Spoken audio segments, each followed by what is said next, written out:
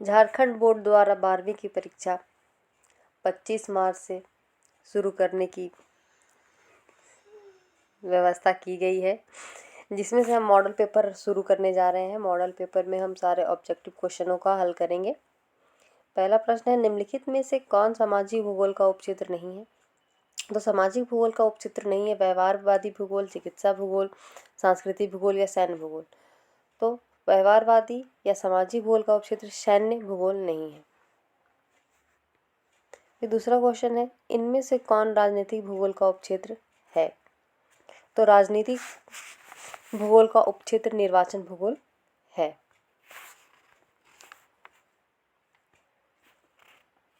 फिर तीसरा क्वेश्चन, इनमें से कौन आर्थिक भूगोल का उपक्षेत्र नहीं है? आर्थिक भूगोल का उपक्षेत्र ऐतिहासिक भूगोल नहीं है।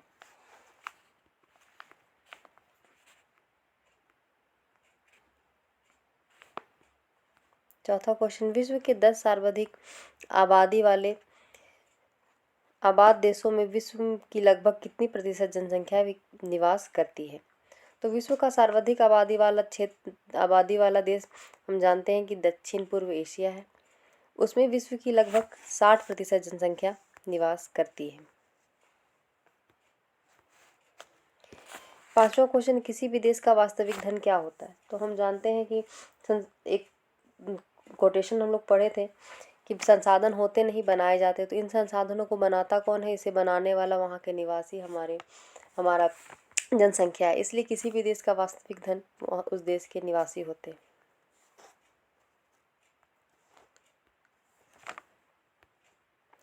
एशिया में बहुत अधिक स्थानों पर कम लोग रहते हैं और कम स्थानों पर बहुत अधिक लोग रहते हैं। यह किसका कथन है? यह कथन जॉर्ज बी क्रेशी का है।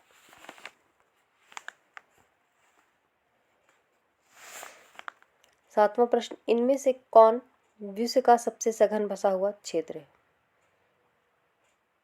इसका आंसर जानते हैं नदी घाटी क्षेत्रों का, क्योंकि हम पहले भी पढ़ चुके हैं इतिहास भूगोल सब में कि जितनी भी सभ्यताएं हैं उनका विकास कहाँ हुआ है? तो नदी किनारे हुआ है। इसलिए इसका आंसर नदी घाटी क्षेत्र होगा।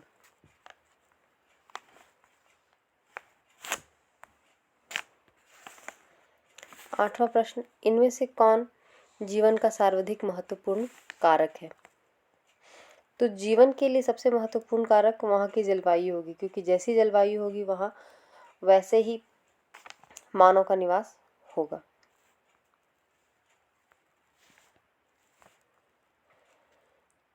नौवां प्रश्न, किस प्रकार की मिट्टी वाले प्रदेशों में अधिक लोग निवास करते हैं? दोमट मिट्टी ग आंसर होगा इसका।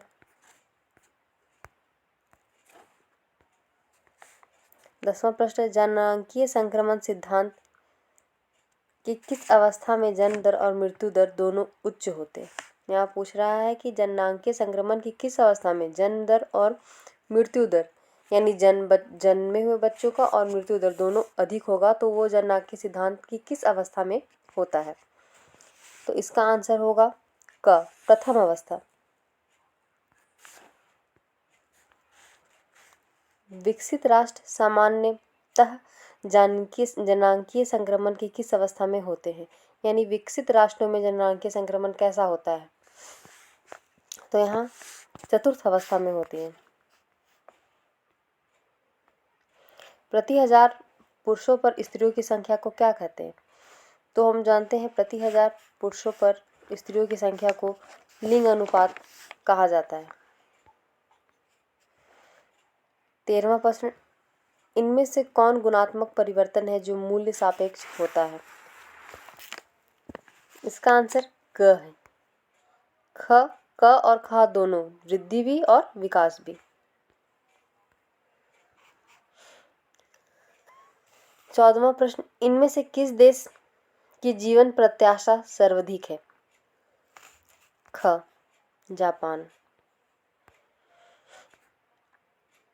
15वां प्रश्न, मानव विकास के आधारभूत आवश्यकता उपागम को मूल रूप में किस संगठन ने प्रस्तावित किया था?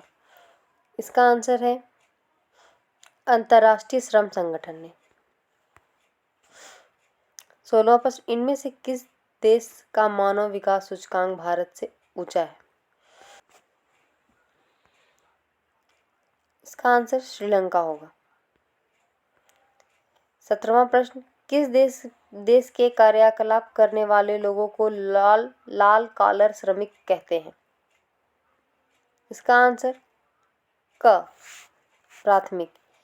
प्रश्न है, किस क्षेत्र में क्रियाकलाप करने वाले लोगों को लाल कॉलर श्रमिक कहते हैं? प्राथमिक क्षेत्र में कार्य करने वाले लोगों को लाल कॉलर श्रमिक कहते हैं। 18वां प्रश्न, मानव के कौन से आर्थिक क्रियाएं प्राचीनतम हैं? यानी मानव कौन सी आर्थिक क्रियाएं प्राचीन समय से करता आ रहा है? तो 18 का आंसर होगा ख, भोजन संग्रह एवं आखेट। ये मानव प्राचीन समय से ही करता आ रहा है। 19वां प्रश्न, जर्मनी में आधुनिक भूगोल के किस विचारधारा का विकास हुआ? इसका आंसर होगा सभी। अर्धकुंडे के लेखक कौन थे? अर्धकुंडे एक बहुत ही फेमस ग्रंथ है भूगोल का, उसके लेखक कार्ल रिटर थे।